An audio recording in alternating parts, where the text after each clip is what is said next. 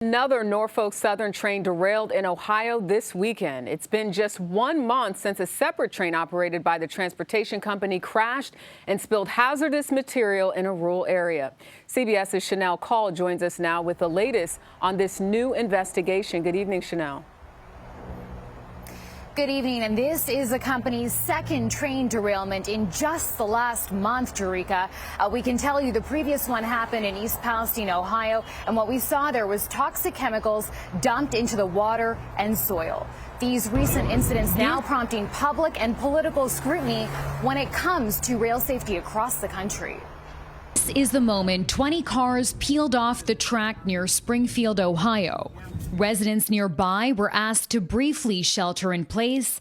Today, local officials say there is no public risk. The Ohio EPA made a determination that it was safe, so there is no hazards, both groundwater, air, nothing like that. Saturday's accident follows a string of recent derailments across the country, including this fiery explosion in East Palestine, Ohio. 1 month later, residents say they are still physically suffering, even though the EPA's testing shows the air and water are safe. It is the latest dramatic incident on the tracks that has authorities and the public concerned. It feels like we're talking more about train derailments recently. Are we seeing a spike in incidents? We are not. If you go back for the last 5 or 6 years, you'll see we're at a constant rate.